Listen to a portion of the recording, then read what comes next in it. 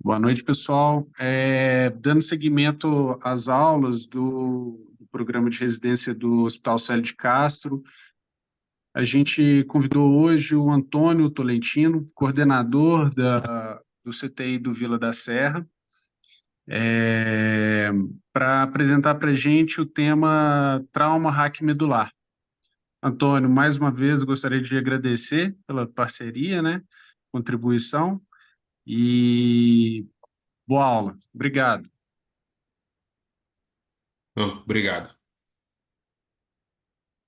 Bom, boa noite, pessoal. Tá todo mundo me escutando? Paulo, tá dando para me escutar bem? Tudo certo, tudo certo. Tá certo. Bom, meu nome é Antônio Tolentino Nogueira de Sá, sou médico, fiz residência de clínica médica e terapia intensiva, e atualmente eu atuo como coordenador do serviço de terapia intensiva do Hospital Vila da Serra, desde quando ele foi adquirido pela Oncoclínicas.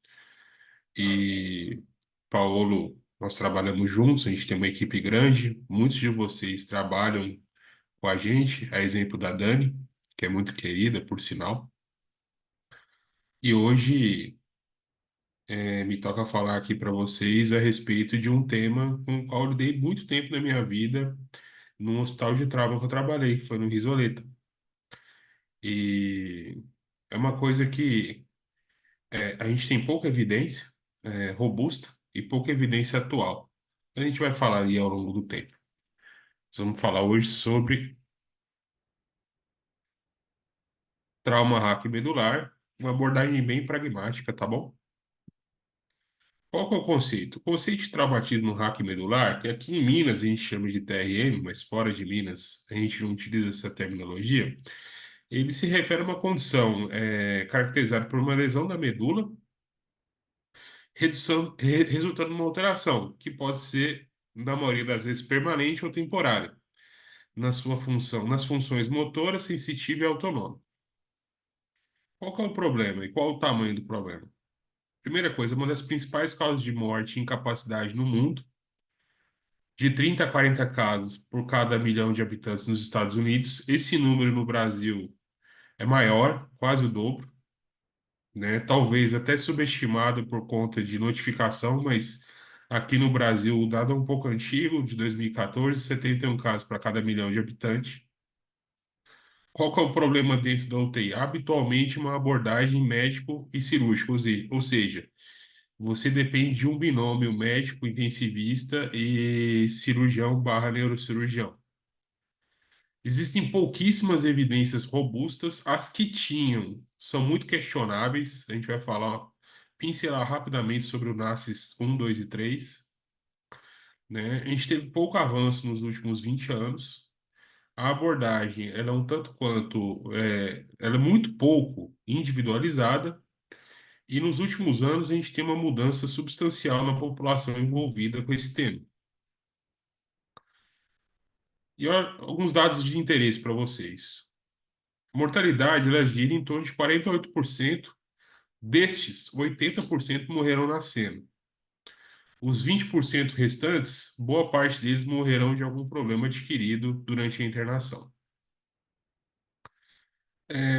Quando a gente fala de trauma raquimedular, eu imagino que a primeira coisa que vem na cabeça de vocês é um acidente automobilístico ou um mergulho em água rasa, né, num paciente jovem. Mas como eu havia falado no slide anterior, né, existe uma mudança na população envolvida e, além dos jovens, os idosos, aqueles que têm, né, já problemas crônicos de coluna, uma coluna já muito frágil, eles estão sendo acometidos também por trauma raquimedular e, muitas vezes, na maioria das vezes, com lesões de menor cinética. Então, às vezes, uma queda da própria altura já é capaz de provocar trauma raquimedular no idoso. A coluna cervical, até por uma questão anatômica, ela é a mais acometida, né? Ela é a menos protegida da coluna, a parte menos protegida da coluna vertebral e é a que mais está atrelada à gravidade, né? Existe, como eu havia dito agora mesmo, uma mortalidade atrelada ao nível de lesão, ou seja, quanto mais alta a lesão, maior é a mortalidade.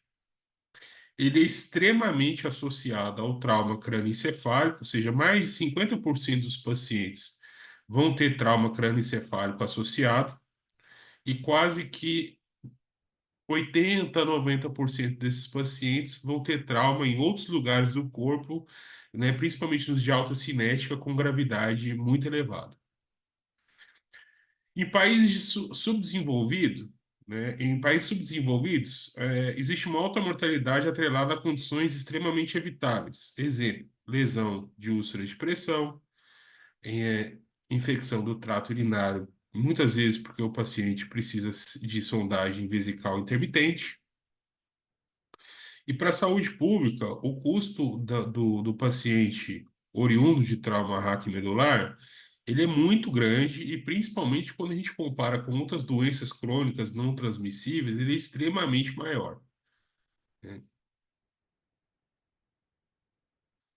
Coloquei aqui para vocês, isso aqui é um paper já mais antigo, mas algumas coisas devem ter mudado claramente, mas olha a nossa Belo Horizonte, onde que nós nos encontramos aí na casuística, né, em algumas cidades de interesse do Brasil, na casuística de trauma raquimedular. Nós estamos lá em cima, né? E aqui a gente mostra, na verdade, a epidemiologia dos pacientes com trauma medular no Brasil, uma revisão sistemática, já é um artigo um pouquinho antigo, né? Mas que mostra que a maioria das causas, né, e isso mudou um pouco, são oriundas de queda, acidente automobilístico e ou motocicleta, lesão por arma de fogo, né? Mergulho e outras causas. E vejam bem que Belo Horizonte está lá em cima, né, é a primeira cidade, na verdade, quando se fala de lesões cervicais, não cervicotorácicas. Esse aqui também é um paper já um tanto quanto antigo. Lembra que eu falei para vocês que a gente tem pouca literatura nova? Mas olha que coisa interessante, né? Essas coisas, elas têm... A epidemiologia dos pacientes com TRM, né, que foram atendidos no hospital terciário de um hospital do Nordeste terciário aqui do Brasil, mostra que anteriormente existia uma associação de TRM muito com pacientes jovens. Isso tem mudado drasticamente. A gente já percebe que a população idosa, principalmente com o aumento da expectativa de vida, ela vem tomando parte aí dos pacientes que são atendidos em unidade de trauma com trauma raquimedular. Mas o mais importante desse slide talvez seja a associação de TRM com gravidade, né? Então, os pacientes que chegaram numa unidade terciária, eles foram admitidos adicionalmente, além do trauma raquimedular, com uma redução do nível de consciência bem importante, e vocês vão entender por que que isso é importante lá na frente. Como é que a gente classifica, né, a lesão do trauma raquimedular? A classificação mais utilizada e mais emplacada na literatura é a da ASIA, né, que é a da American Spinal Injury Association. É uma classificação bem fácil de ser feita. Na verdade, ela utiliza uma graduação que vai de A, B, C, D, e você tem que graduar também pelo nível da lesão, né? Você consegue essa figura em qualquer lugar da internet. Ali estão os grupos musculares que têm que ser testados. E o mais importante, uma das coisas mais importantes na classificação de EJA é você deixar bem claro onde existe uma zona de preservação parcial, ou ZPP. E por que que isso é importante? Primeiro, porque as lesões medulares, as que têm melhor prognóstico, são as incompletas. As lesões completas, muito provavelmente, elas não vão ser alteradas, né? As incompletas, você pode melhorar o desfecho lá na frente, o desfecho motor ou sensitivo, né? Até para a reabilitação desse paciente com algumas medidas. Então, esse aqui é a classificação de EJA, né? Além do nível da lesão e das prováveis IPPs, você tem que colocar é, essa classificação que envolve, né, se a lesão é completa ou incompleta. Então, IgA é uma lesão completa sem nenhum tipo de preservação das funções motora e sensitiva no segmento sacral.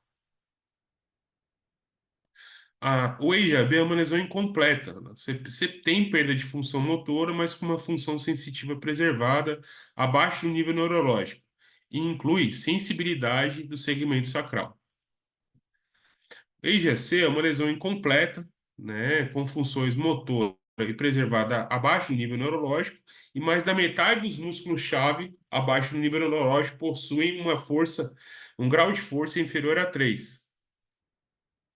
Ou seja, provavelmente ele não consegue vencer a gravidade. O EIJD, como vocês estão vendo, é uma lesão incompleta, cuja função motora ela é preservada abaixo do nível neurológico, e mais da metade dos músculos-chave abaixo desse nível possuem uma força igual ou maior que 3, ou seja, eles vencem a gravidade. E o EIJE é uma lesão incompleta, mas em que as funções motoras sensitivas estão normais. E aí a gente começa. Eu não sei se vocês já participaram de algum atendimento de paciente com trauma raquimedular, mas tem alguns sinais que eles são muito sugestivos, eles sugerem muito a presença de uma lesão na medula espinhal. Então, o primeiro deles é fraqueza ou paralisia de extremidades. Isso aí talvez seja o sinal mais fácil Hoje era mais essa questão mesmo, de sabe? você identificar. As outras são alterações da sensibilidade do tronco e ou das extremidades, a hipofonia, que talvez seja uma das coisas que seja um sinal de alerta para nós, respiração abdominal, que também é um sinal de alerta, e é uma coisa que a gente sempre vê, né, ou sempre não, que a gente com muita frequência vê, é hipotensão e bradicardia paradoxal, ou seja, é aquele paciente que foi vítima de um trauma, que tem uma lesão, por exemplo, uma fratura exposta do fêmur, exsanguinante, e que está hipotenso, mas ao mesmo tempo está bradicárdico, né? Você tem uma resposta paradoxal, você espera taquicardia, você não encontra isso. A outra que a gente encontra com muita frequência em TRM alto é a posição dos cotovelos flexionados. A dor na coluna, alguma deformidade na coluna vertebral. Uma coisa que a gente sempre escuta também são sensação de descarga elétrica e parestesias. E vou utilizar o exemplo de uma fratura de fêmur exposta, mas que o paciente não queixa de nenhuma dor. Então, a ausência de dor na presente de lesões dolorosas, previsivelmente, e a presença de priapismo.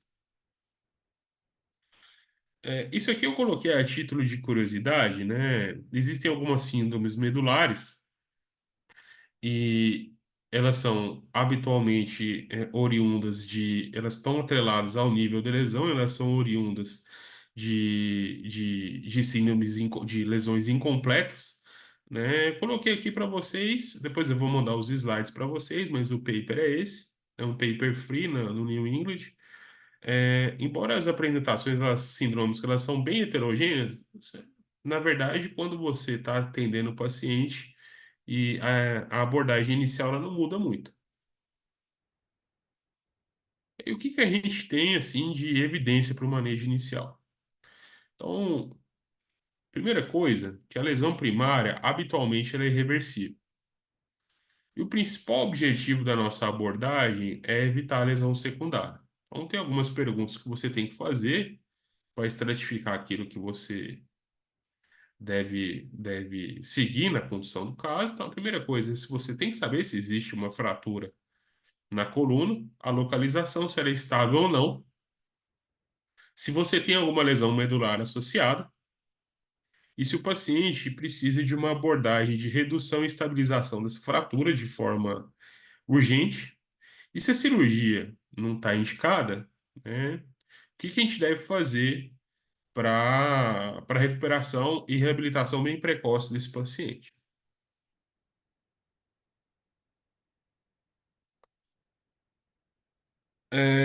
Esse aqui são os passos iniciais, né? Então, tem alguns pitfalls, né, na abordagem inicial, e uma coisa que eu sempre escuto, assim, e sempre quando eu dou essa aula presencialmente, né, no paciente que chega hipotenso e que claramente é vítima de um TRM, né, por um trauma de alta cinética, Até que se prove o contrário, essa hipotensão não é pelo trauma raquimedular, e sim você tem que afastar ativamente, né, a presença de alguma lesão vascular grave com hemorragia. Então, inicialmente, ressuscitação, né, via aérea avançada, provavelmente, manter pressão normal e imobilizar na cena. A ideia é que esse paciente seja transportado para um centro de referência. E aí, vamos começar com as lacunas na literatura que, em algum momento, devem ser respondidas aí nos próximos meses. Existe uma ideia também de extrapolar o raciocínio de perfusão cerebral para a pressão de perfusão medular. Então, tem uma recomendação com nível de evidência muito fraco na literatura para manter uma PAM de 85 milímetros de mercúrio. É, Esteroide é contraindicado. Assim que esse paciente for admitido, e se possível, o mais rápido possível, tomografia de coluna, né? A radiologia, a cada dia que passa, ela vem perdendo seu espaço. E existe uma dúvida na literatura se a tomografia é melhor que a ressonância ou a ressonância é melhor que a tomografia, mas pela facilidade na maioria dos serviços, tomografia. O realinhamento da coluna, ele é mandatório, né? Assim como o tratamento, seja cirúrgico ou não, da coluna. A ideia é manter nos primeiros 5 a 7 dias uma pressão mais alta, extrapolando aquela questão de pressão de perfusão cerebral para a pressão de perfusão é, medular. E a ideia é de que esse paciente seja operado de forma mais precoce possível. Lembrando que muitas vezes esse paciente chega tão ruim nas unidades de trauma, né, que a ideia da presença do trauma raquimedular ele acaba passando batido. Vocês vão entender um pouco mais para frente. Então, múltiplos pitfalls, né? Tem um monte de pegadinha, principalmente para o paciente que chega em coma. E o mais clássico deles é o paciente que chega sem dispneia visível, né? Pranchado, lúcido e conversando. Esse é o paciente que, se você não procurar ativamente a presença de algum sinal de alerta, em algum momento você vai entender uma intercorrência grave. Então, a depender do nível da lesão, né, nas lesões de C1 e C2, se não tem musculatura respiratória eficaz, provavelmente esse paciente vai ser entubado e vai depender permanentemente de ventilação mecânica. As lesões de C3 e C4, elas produzem uma paralisia frênica bilateral e a ventilação ela é muito dependente dos músculos acessórios, né? As lesões abaixo de T5 geralmente não causam insuficiência respiratória de origem neuromuscular, e as lesões abaixo de T6, até mesmo T12, né, muito provavelmente esse paciente vai ser conduzido de uma forma semelhante ao de um paciente com ausência de trauma raquimedular. Lembrando que no paciente com TRM alta, TRM alto, hipoxemia é um evento final. Então, o paciente é aquele paciente que vai respirar muitas vezes de forma abdominal, vai ser disfônico, e a insuficiência ela é muito mais ventilatória do que respiratória. Aquele paciente que vai acumulando secreção por ter tosse ineficaz, né? E quando você vai tratar, quando você vai perceber, você vai estar tratando uma intercorrência. O ideal, né, no início do manejo da via aérea, né, é a estabilização manual em linha, é você evitar a hiperextensão, utilizar a manobra de jaw thrust para a intubação desse paciente, e assim como no trauma crânioencefálico, evitar a hipotensão. A presença de edema pulmonar e de sibilo, de hiperreatividade brônquica, ela é relativamente comum, principalmente por conta de ativação parasimpática. Então, essas são nuances que você tem que considerar no manejo inicial da via aérea.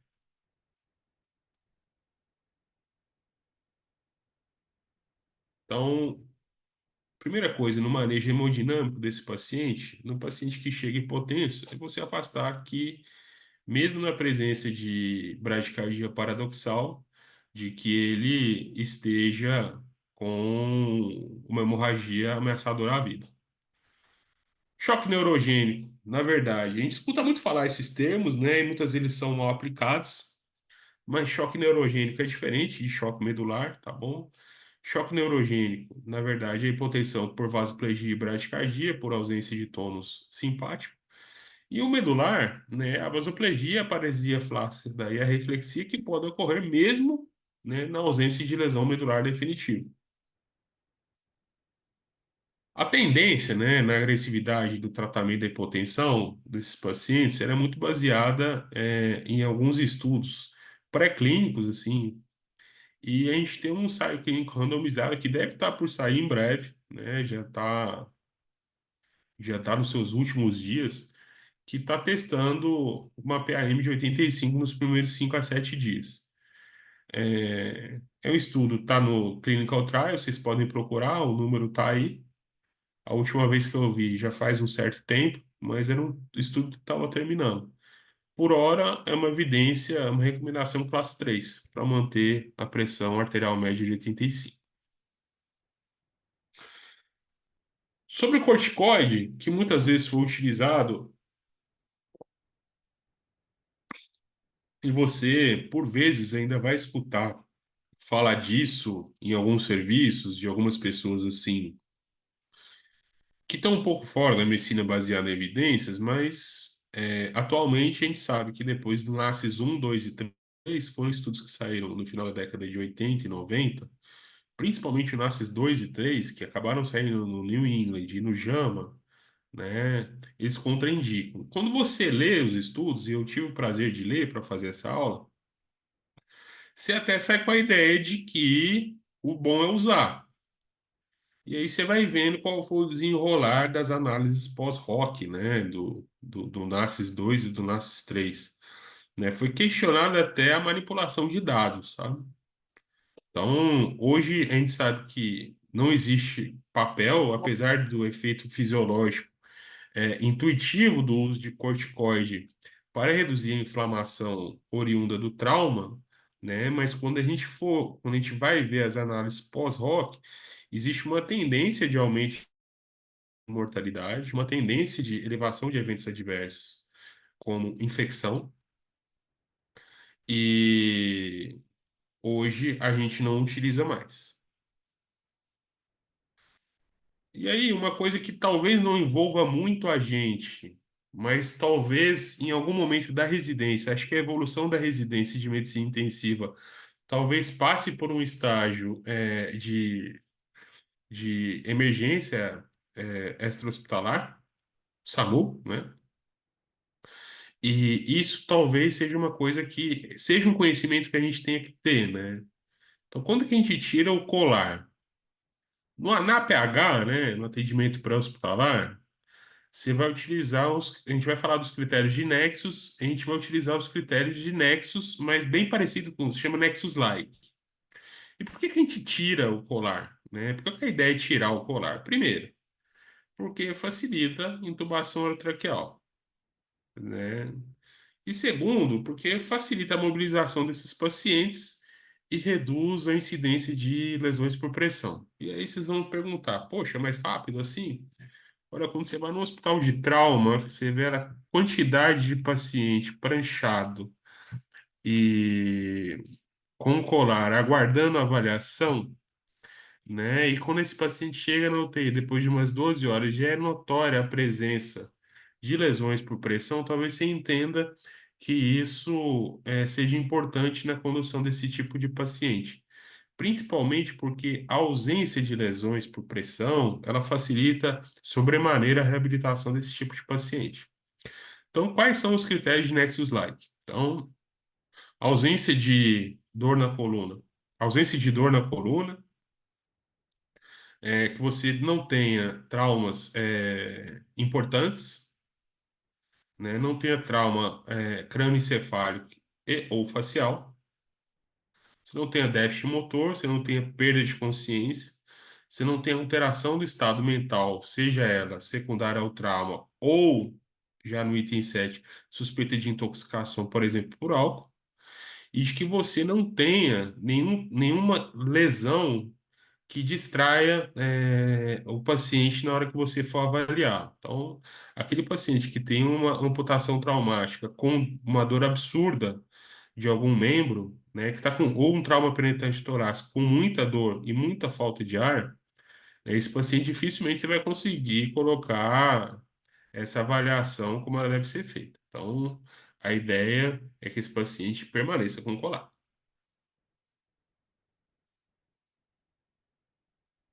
É, Nos pacientes que estão acordados e assintomáticos, você tem esses outros critérios, né? Que se você não tem dor, no centro da coluna, se você não tem nenhum déficit neurológico focal, nenhuma alteração do estado mental, nenhuma suspeita de intoxicação ou alguma coisa que possa confundir a sua avaliação, e se você também não tiver nenhuma lesão, né, que distrai o paciente na hora da avaliação.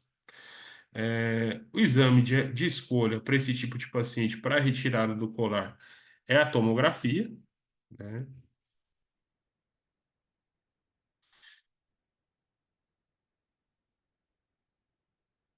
E eu esqueci de falar para vocês, mas nos pacientes que estão acordados e assintomáticos, além dos critérios de nexus, a gente pode utilizar os critérios canadenses, né?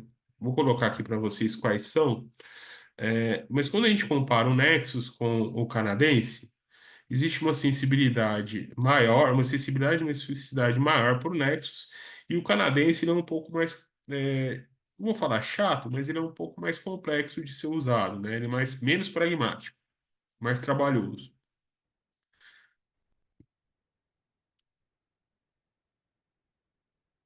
Então, na retirada do colar, no paciente que está com redução do nível de consciência, isso é muito controverso, né?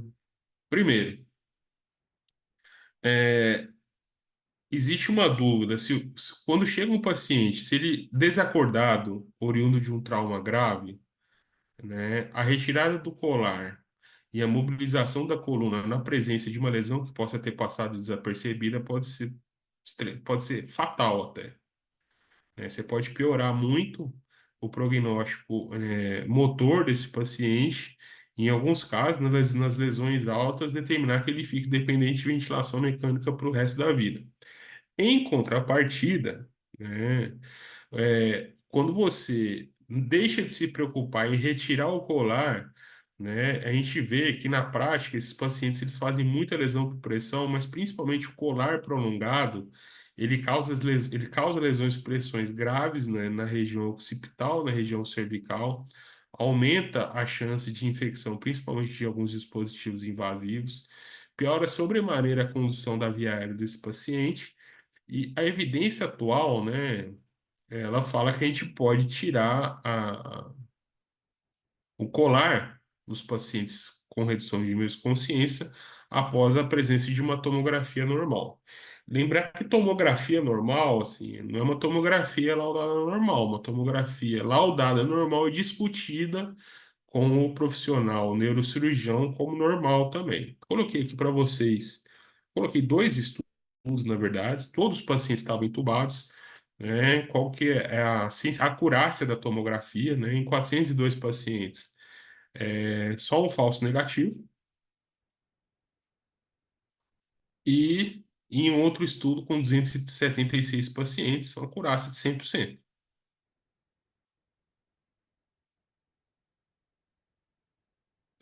Por fim, o tratamento cirúrgico, né? Por que que ele é importante? Quando que você precisa fazer? Qual que é a velocidade? O que que é o objetivo dele no final das contas?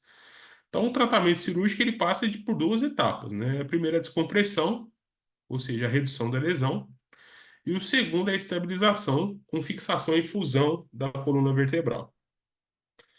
A descompressão, quando ela é precoce, ela está associada a desfechos muito melhores, né? Principalmente porque ela reduz as complicações a longo prazo E ela permite que o paciente seja reabilitado e mobilizado de forma precoce. A gente sabe, né, que para quem trabalha na UTI, quanto mais precoce a reabilitação, melhor é a chance desse paciente sair mais funcional e com menos piques. Coloquei aqui o Stasis para vocês, que mostra que os pacientes que foram, e lá, vejam, quando a gente vai estudar tratamento precoce, existe tratamento até ultra precoce, tá? Ultra precoce é com até 20 horas, de trauma. Muitas vezes isso não é possível de acontecer, porque os pacientes eles chegam com outras lesões orgânicas tão graves que não é possível encaminhar esse paciente para o centro cirúrgico para o tratamento da coluna. Mas e é dito como precoce de 48 a 72 horas. Então, o gráfico que vocês estão vendo à direita mostra que quanto mais precoce o tratamento, maior é a chance do paciente sair aos 6 meses com uma funcionalidade melhor, né? E quando comparada à cirurgia tardia, a gente tem uma odds até bem interessante, né, a favor do tratamento precoce. Isso aqui são os estudos que estão mostrando, né, para nós o porquê que isso é importante, né? A gente tem uma meta-análise também que mostra que o tratamento precoce ele está associado realmente a melhores desfechos motores e funcionais.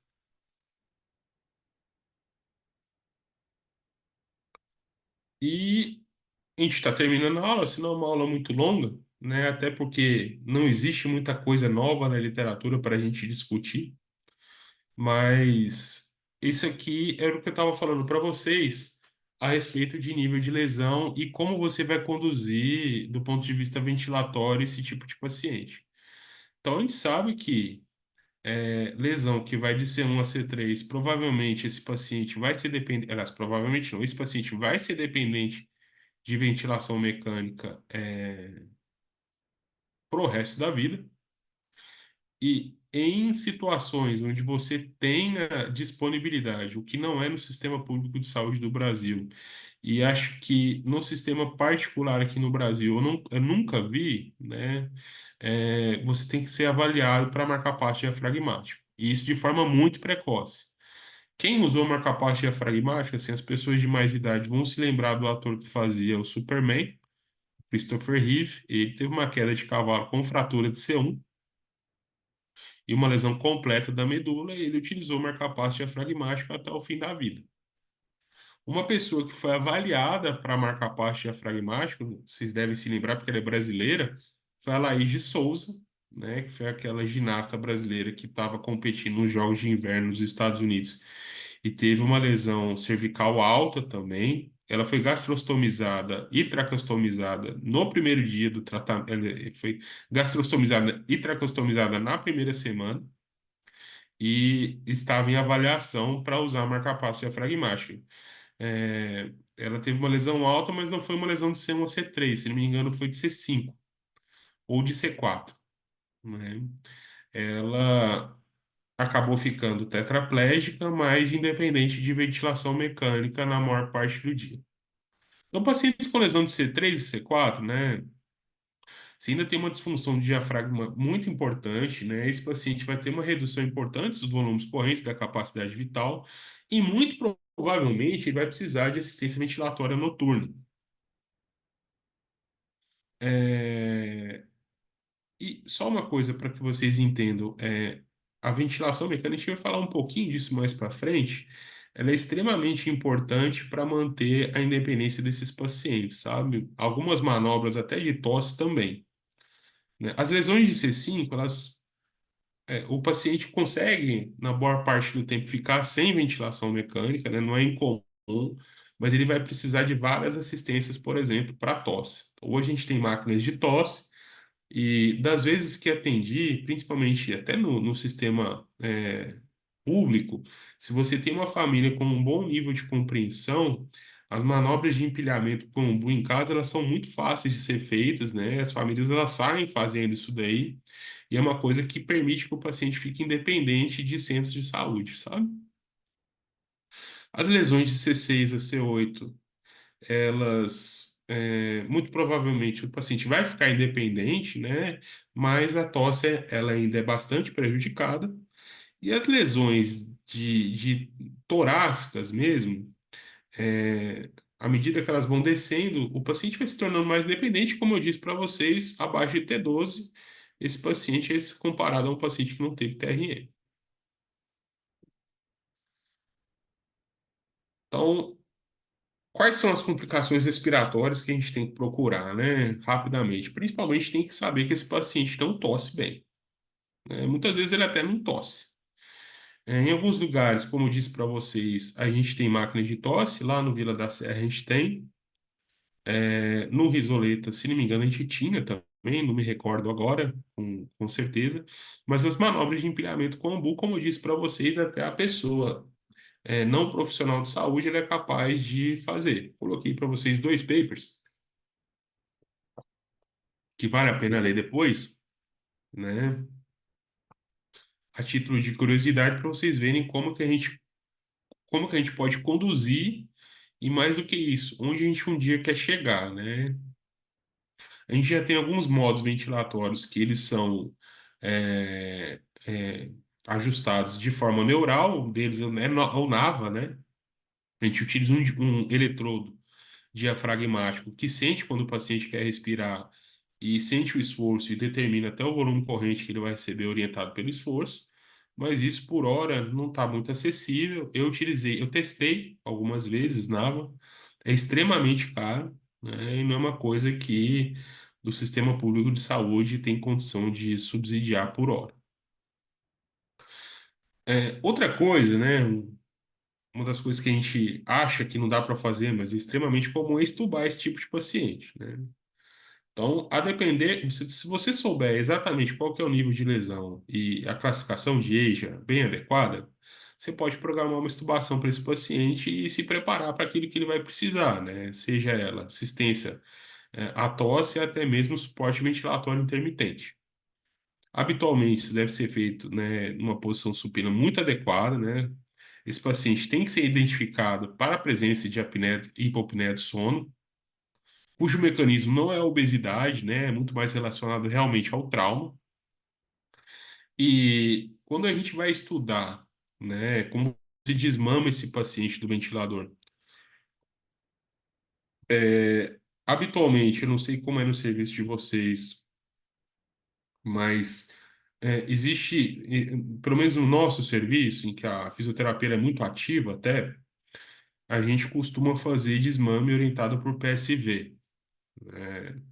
E, curiosamente, nesse tipo de paciente, no neuromuscular, não é a melhor estratégia. A ideia é desconectar o paciente mesmo por períodos cada vez mais prolongados, e essa estratégia ela é superior comparada ao desmame de PSV.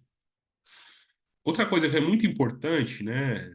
Talvez o NAVA ele tenha sido orientado para a redução disso, é você tentar ao máximo reduzir a lesão diafragmática induzida por ventilação, que é essa sigla que vocês estão olhando aí.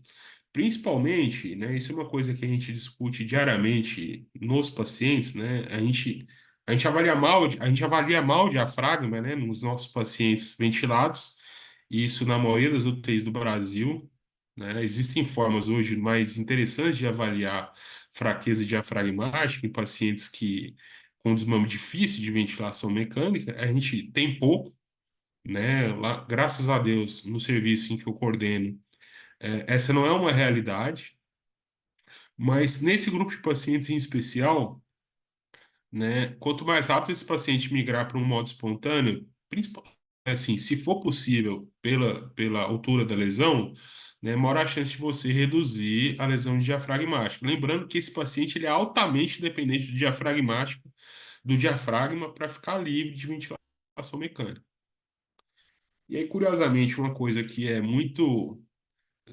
igual para mim, dá muito volume para paciente, volume líquido, é usar volumes muito maiores que 6 ml, mas nesse grupo de pacientes mesmo, existem algumas recomendações de você usar até 15 ml por quilo, desde que esse paciente esteja protegido, e isso com uma PIP baixa, né? Ou seja, com estresse alveolar, que quem lida com ventilação mecânica em terapia intensiva fica até arrepiado de poder de ter que usar isso daí. Mas você tem boas evidências na literatura, né, para utilizar essa estratégia que ela é o contrário do que a gente utiliza, por exemplo, em síndrome do desconforto respiratório, né?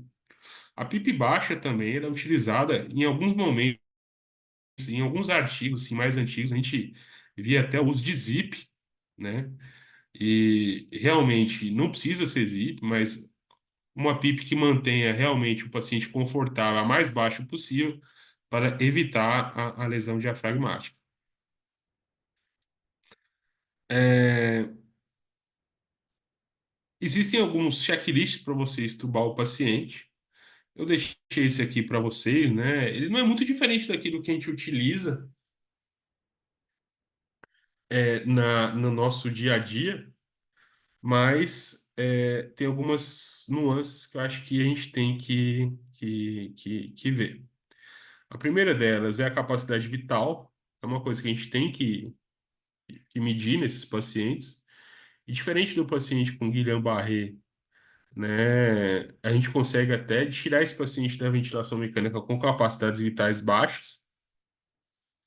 E a ideia, outra coisa, é que esse paciente tenha contraindicação, que ele não tenha nenhuma contraindicação a ser mobilizado, ou seja, que ele já esteja, do ponto de vista cirúrgico, tratado, né, e apto para utilizar de ventilação não invasiva, que muitas vezes esses pacientes vão precisar. É isso, gente. Não tenho muito mais o que falar. Eu acho que eu deixei aqui para vocês um QR Code para que, se vocês tiverem interesse de conhecer o nosso serviço, eu sei que as relações já são bem estreitas, isso graças ao Paulo e ao Luigi, que são pessoas que eu gosto muito. O Luigi, eu quero até ter a oportunidade de conversar com ele mais em algum momento. E deixo esse QR Code para vocês entrarem em contato comigo pessoalmente. E vou pedir para o Paulo parar de gravar para a gente abrir para as perguntas, tá bom? É isso, pessoal.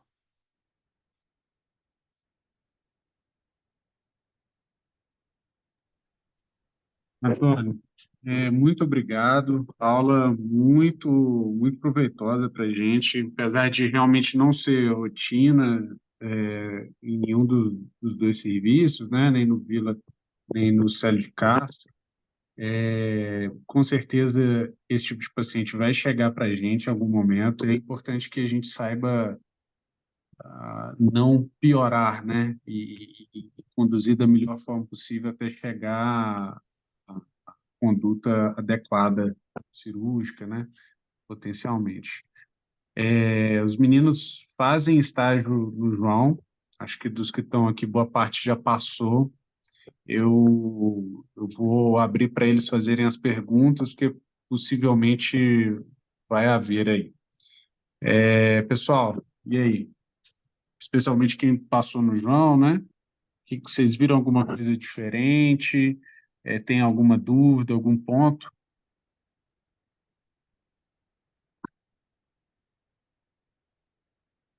Deixa eu ver se Niara está aqui. Niara, tá ouvindo? Oi, tô aqui. E Só que eu tô no aí? plano. Você está no plantão? Não consegui assistir tudo. Entendi. Mas, gente, e aí? Você está lá no João? Como é que você viu a aula aí? Como é que você tem identificado esse tipo de atendimento lá?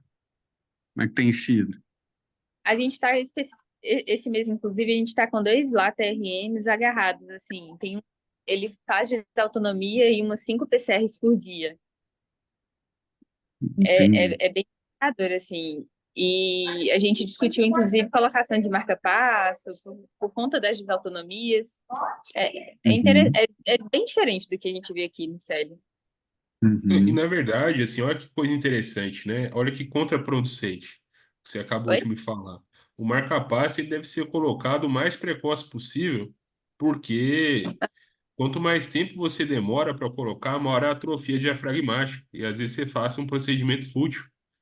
Então, se está sendo discutido de forma tardia, já tem um erro aí, sabe? Uhum, Quando você entendi. vai estudar sobre marcapasso diafragmático mesmo, é uma estratégia que tem que ser utilizada o mais precoce possível. Uhum. Pessoal, mais alguém? Os meninos, deixa eu ver aqui. Thaís, esteve lá recentemente. Matheus, não estou vendo aqui. Alguém mais quer fazer alguma pergunta? Tô aqui, chefe. Uma consideração em relação à quantidade de evidência que a gente tem, né? Então, ainda assim, até hoje, às vezes, a gente vê um corticoide na prescrição, etc e tal, coisas que a gente tem que sempre procurar fazer da forma mais recomendada possível, né? Uhum, uhum. Verdade. Você viu ali, conforme o Antônio falou, a gente já tem algum tempo que já tem uma recomendação contrária e a gente ainda vê o uso. Isso que você falou é bem interessante. Bom, é Acho que é isso, isso, né, Antônio. Paulo? É isso. Muito obrigado mais uma vez. Valeu demais. Até mais. Sempre que você puder ajudar a gente aqui com essas aulas, A gente já vai ter um clube de revista em comum, né? também, também. E por isso também agradeço. Viu? Tá certo, meu caro. Um abraço para você. Até mais. Valeu demais. Boa noite, gente. Falou.